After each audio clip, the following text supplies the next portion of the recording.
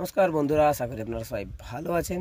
তো এখন আমি আছি জমিতে, কারণ এখানে আমি এখন ট্র্যাক্টর বসে আছি। তো জিসিপি দিয়ে জমিগুলো মেরামতের কাজ চলছে। তো লাঞ্চ ব্রেক হওয়ার জন্য দেখুন এখানে ওস্তাদ খেয়ে ঘুমোচ্ছে, বাবু আমাদের নাটগুলো টাইট টাইট দেখাচ্ছে, চেক করছে। দাঁড়িয়েছি যে এই কাজগুলো সব হলো, আপাতত ক্ষেতগুলো মেরামত করানো হচ্ছে। তারপর এই বড়ো ক্ষেতটা আমার পিছনের ক্ষেতটাও হবে। বন্ধুরা, লাঞ্চ ব্রেকের পর আবার গাড়ি স্টার্ট হয়ে যাচ্ছে। দুপুরে খাওয়া দাওয়া রেস্ট ছিল, ওস্তাদ ঘুমোচ্ছে, তাহলে ওদের ভাইপোর ওকে হয়, সেই চালাচ্ছে গাড়ি। লাঞ্চ ব্রেকের পর গাড়ি আবার স্টার্ট হয়ে গেল, কাজ চলছে ধাড় ধাড় ধাড় ধাড়।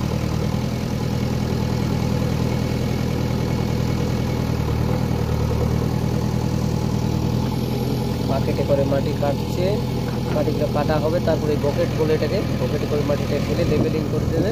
কারণ যেটা বলে ক্ষেতের আড়গুলি, জমির আড় তো দেওয়া হয়ে গেছে, তাই মাটি শুধু লেবেলিং করে দেওয়া হবে ক্ষেতের মধ্যেই, সমান হয়ে যাবে উঁচু নিচুটা, সুন্দর লাগবে।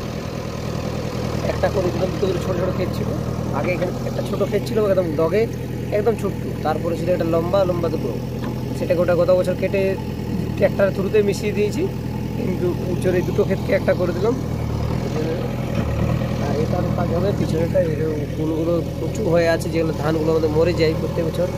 আর এদিকে ওটা কুল আছে, ওখানেও মরে যায় ধানগুলো, এগুলাও কাটা হবে আগে এই ক্ষেতটা কমপ্লিট কাজ হওয়ার পর। জিসিপির কাজ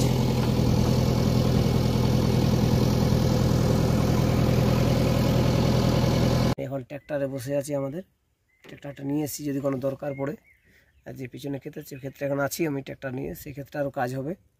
ক্ষেতগুলোকে মেরামত করা আছে, কারণ গত বছর প্ল্যানটা মাটি হালকা দেওয়া হয়েছে, এটা পুরো ভেঙে গেছিলো, তার ফলে ক্ষেতের জল তল সব বেরিয়ে যাওয়ার ফলে কিছু ধানে ক্ষতি হয়েছিল।